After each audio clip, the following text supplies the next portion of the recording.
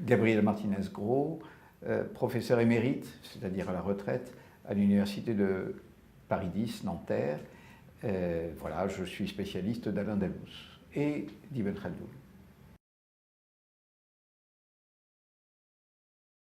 Ibn Khaldoun est né à Tunis. Il était d'une famille d'Andalous, c'est-à-dire que sa famille avait été établie en Espagne pendant de nombreux siècles, après la conquête arabe de l'Espagne, pendant 5 siècles en fait. Et cette famille vivait à Séville, dans l'actuelle Andalousie, et elle a quitté Al-Andalus, elle a quitté Séville au moment où les chrétiens ont reconquis Séville en 1248. Et donc lorsque Ibn Khaldoun naît, il naît à Tunis en 1332, il y a déjà presque 100 ans que la famille est établie en Tunisie.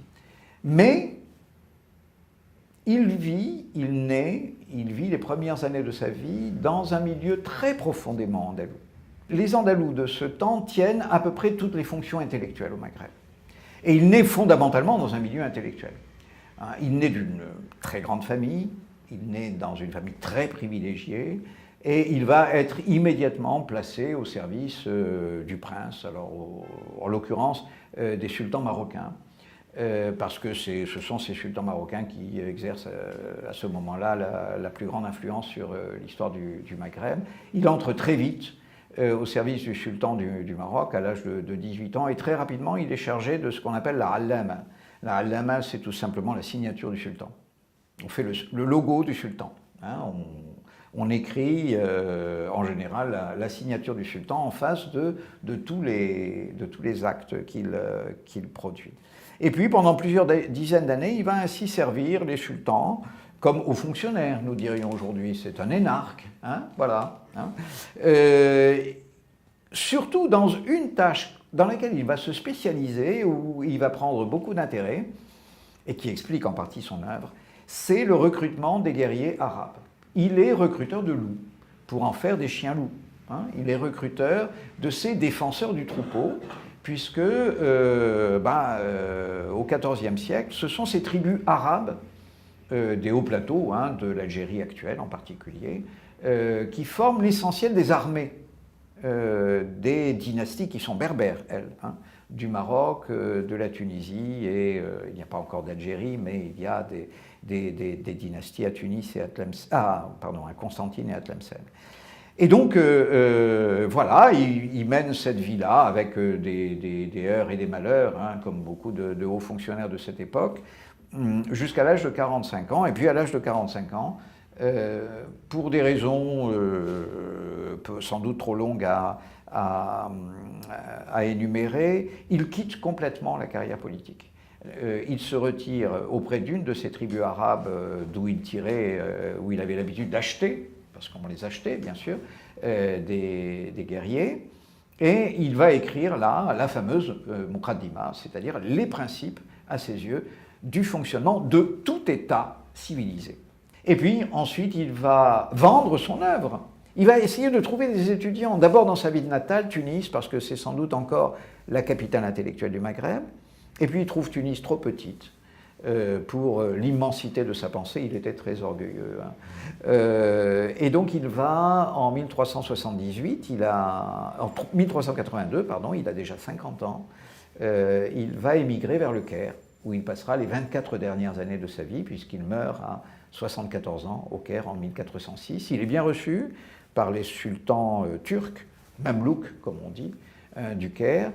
Et au Caire, il va enseigner. Il y a beaucoup d'institutions d'enseignement au Caire, des institutions d'enseignement financées en général par l'État, on va dire, et en particulier des institutions soufis d'enseignement, où les professeurs sont à la fois des soufis qui mènent une vie de retraite et d'ascèse, et en même temps, ils sont professeurs, un peu des couvents, l'équivalent des couvents du christianisme.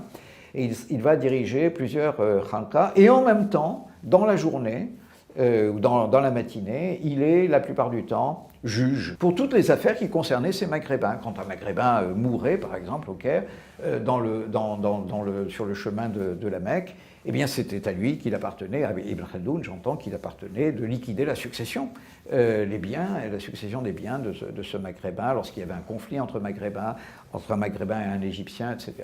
D'où le fait qu'au Caire, étrangement, il n'a jamais quitté son costume de Maghrébin.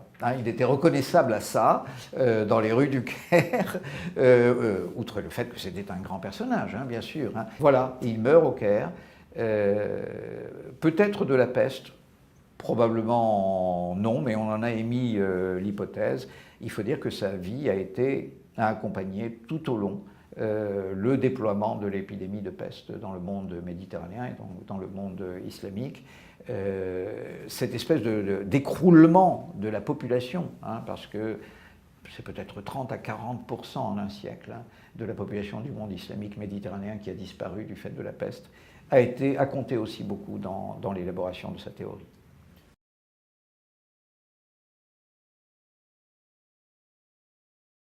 Alors, Ibn Khaldoun est un historien arabe, de langue arabe, né au Maghreb, en l'occurrence à Tunis, au XIVe siècle, et qui est mort au Caire au tout début du XVe siècle. Il a vécu plus de 70 ans, ce qui est beaucoup pour un homme de son âge, d'autant que cet âge est celui de la peste.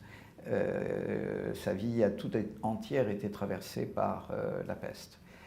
Et c'est sans doute le plus grand historien arabe en ce sens qu'il a fait précéder sa chronique universelle, le récit des événements, qu'il a donné après d'autres, il n'était pas le premier à écrire une histoire universelle, d'une introduction, donc la Muqaddima, qui explique les principes de l'histoire.